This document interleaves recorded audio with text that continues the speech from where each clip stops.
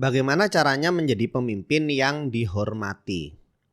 Dan ini satu permasalahan yang sering jadi pertanyaan nih. Karena keluhan-keluhan di lapangan banyak tuh. Saya jadi pimpinan, saya jadi atasan, saya punya tim, tapi tim saya nggak menghormati saya nggak dihargai, saya nggak didengerin. Bahkan mereka sering ngomongin saya di belakang, nggak enak gitu.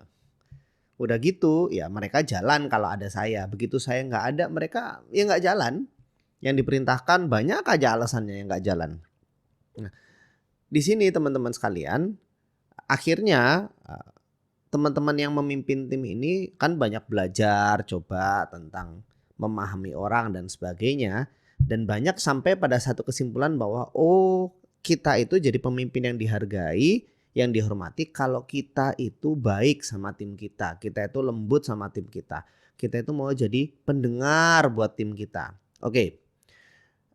Pandangan seperti itu setengah salah dan setengah benar. Kita bahas setengah benarnya ya.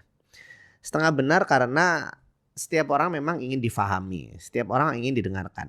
Betul. Dari segi personal. Dan itu akan membuat seorang pemimpin itu dekat dengan orang-orang yang dipimpin. Tapi, apakah kedekatan itu membuat orang menjadi hormat pada sang pemimpin? Belum tentu. Karena masih ada satu syarat lagi. Seorang pemimpin itu dihormati, dihargai karena dia konsisten. Jangan sampai kelewat dengan konsisten, konsistensi. Nah, ini nih yang mau kita bahas sekarang. Konsisten itu gimana sih sebenarnya? Ada satu buku, Everyone's a Coach, karya Ken Blanchard sama Don Shula. Di dalamnya ada kalimat yang bagus banget dan saya jadikan pegangan sampai hari ini. Pemimpin yang baik itu adalah pemimpin yang mudah diprediksi oleh timnya. Pemimpin yang baik adalah pemimpin yang mudah diprediksi oleh timnya. Mudah diprediksi itu gimana sih? Gampangnya gini. Misal saya punya bos nih ya. Maka akan memudahkan saya sebagai anak buah kalau saya bisa memprediksi.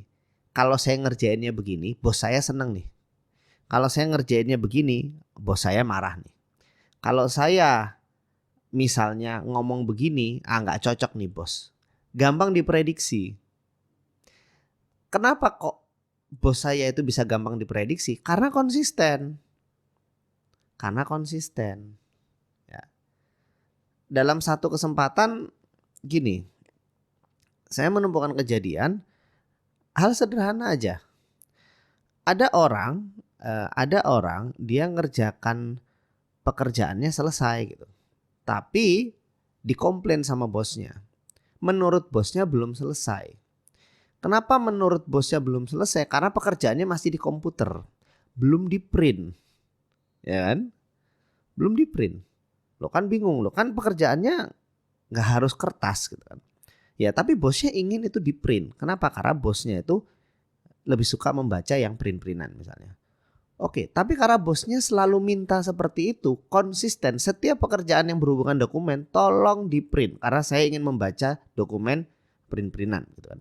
Dan itu konsisten. Akhirnya anak buahnya itu sudah bisa memprediksi. Pokoknya bos ini kalau misalnya ada pekerjaan yang terkait dengan dokumen, tolong di print. Dan itu sudah nggak perlu konfirmasi lagi. Bos perlu di print apa enggak? Bos perlu di hard copy enggak? Udah tahu. Karena selalu begitu. Itu baru satu perilaku, kan? Ada bos yang memang selalu konsisten bahwa kalau ada timnya yang terlambat masuk kantor nih misalnya. Ini kejadian di teman saya. Dia punya bos di mana bosnya itu sangat konsen dengan ketepatan waktu. Terlambat datang ke kantor itu bisa jadi masalah. Dan bosnya konsisten. Akhirnya apa? Kalau ada yang terlambat itu pasti jadi masalah. Nggak peduli siapapun itu. Konsisten ya. Nggak peduli siapapun itu. Mau tim yang berprestasi, mau yang nggak berprestasi. Bahkan pernah mau anaknya dari atasannya dia gitu. Kalau terlambat ya sudah. jadi masalah sama dia. Kenapa? Oh, karena dia nggak suka dengan keterlambatan, bisa menghambat semuanya. Dan itu konsisten. Akhirnya timnya bisa memprediksi. Kalau sama bos jangan terlambat. Kalau terlambat pun harus ngabari Hamin sekian. Bisa diprediksi. Ini memudahkan untuk bersikap dan menentukan cara kerja. Ya. Dan konsistensi ini sebenarnya menimbulkan respect. Respect bahwa bos ini nggak pilih kasih. Bos ini nggak pilih-pilih. Bos ini adil. Ya. Konsistensi menghadirkan keadilan. Dan pemimpin dihormati bukan sekedar karena dia baik. Pemimpin dihormati karena dia adil.